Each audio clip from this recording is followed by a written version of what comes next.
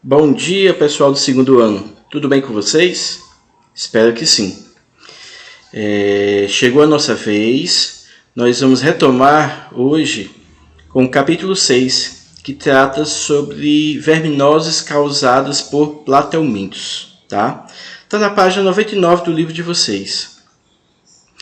Antes de falar das doenças causadas pelos platelmintos, é bom que a gente passe um pouquinho por algumas características, para a gente entender o que acontece, principalmente com os platelmintos parasitas. As características gerais embriológicas são triblásticos. Espero que vocês ainda lembrem do que significa esse termo triblásticos, né? Ecto, meso e endoderma. São acelomados, tá? Não tem celoma, e são protostômicos. Vocês ainda lembram quem são os animais protostômicos? Por que assim são classificados?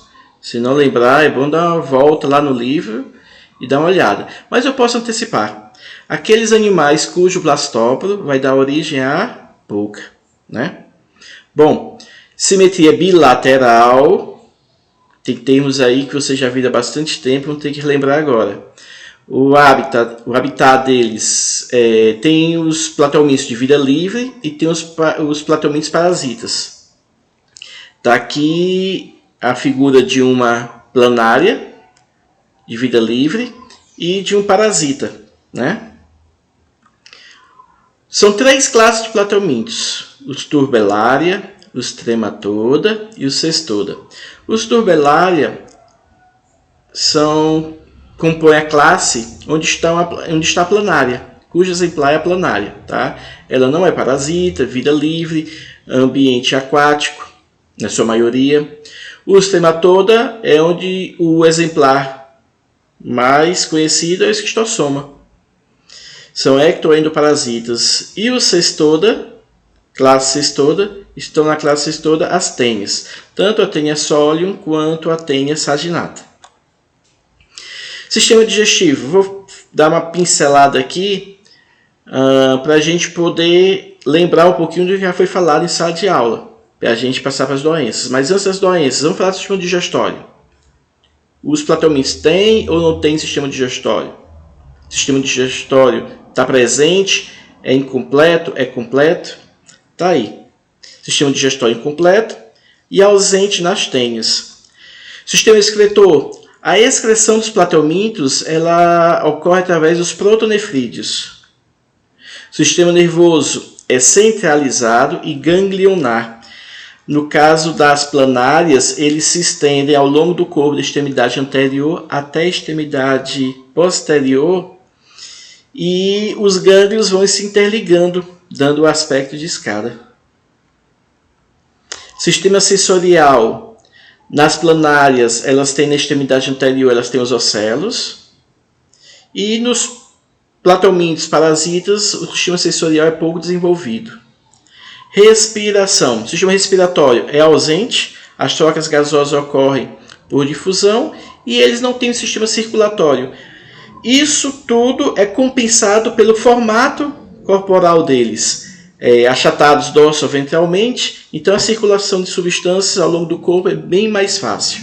Como também as trocas gasosas através da pele fica bem mais fácil.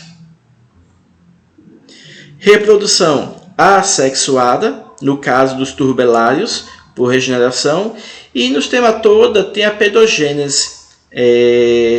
Nós vamos falar, mas quando eles estão no hospedeiro intermediário, nos caramujos, lá ocorre reprodução assexuada. Reprodução sexuada ocorre no Cestoda e nos turbelários. Classe Trematoda, vamos falar aqui um pouquinho deles, para a gente entender as doenças causadas pelos Trematoda. São animais ecto e endoparasitas, cujo principal representante é o esquistossoma.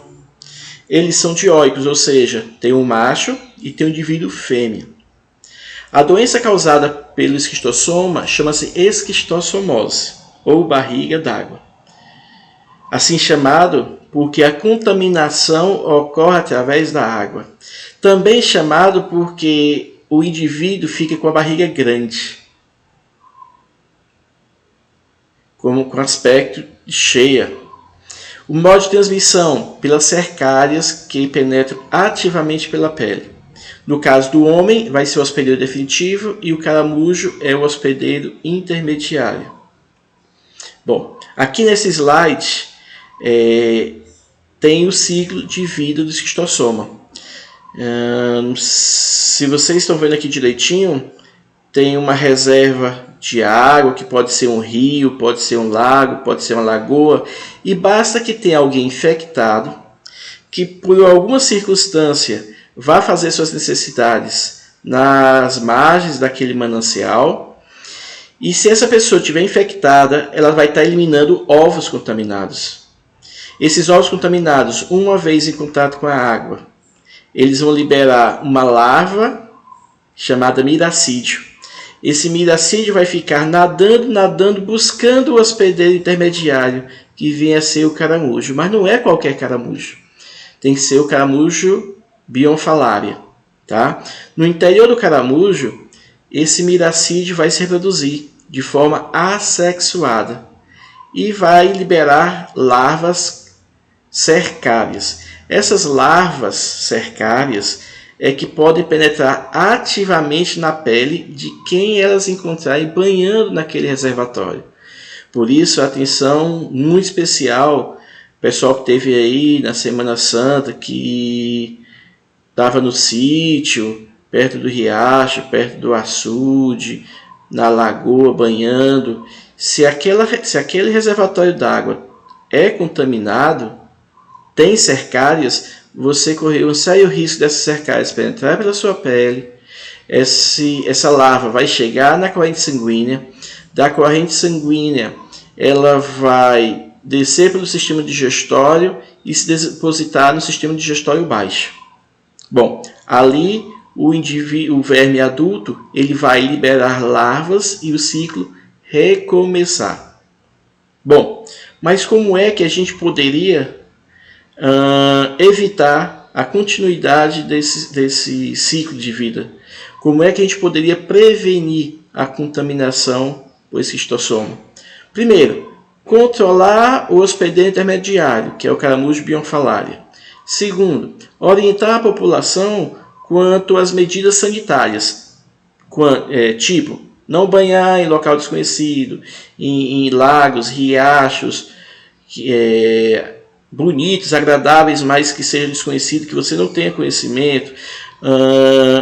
Não, na medida do possível, não fazer as necessidades em ambiente exposto. Para isso, tomar medidas de saneamento básico, construção de fossas, construção de banheiros para aquelas pessoas que não têm condições. Sim, porque tem gente que tem casa, tem televisão, tem celular, smartphone, tem motoca, mas não tem um banheiro com fossa fechada. Tá? Tratar também os doentes é uma grande medida preventiva. Bom, outra classe de plateumintes é a classe cestoda. A classe cestoda são endoparasitas. Os principais representantes da classe cestoda é a Taenia solium e a Taenia saginata. A Taenia solium, que faz o ciclo de vida entre o homem e os suínos, e a Taenia saginata, que faz o ciclo de vida entre o homem e os bovinos. Eles não têm boca, não têm sistema digestório, podem atingir até 10 metros de comprimento. Na região anterior tem o escólex. Após o escólex vem as proglótides. Está aqui a Taenia solium. Ela tem ventosas e gancho e ventosas. E a Taenia saginata, só com ventosas. Bom, eles são as tênias são hermafroditas, ou seja, elas podem fazer reprodução cruzada, tá? Ela pode se autofecundar, pode se autofecundar ou pode fazer reprodução cruzada também. No caso, o homem é o hospedeiro definitivo, o boi, para ter saginata, ou o porco, para ter sólio, é o hospedeiro intermediário. E a contaminação se dá pela ingestão de carne contaminada.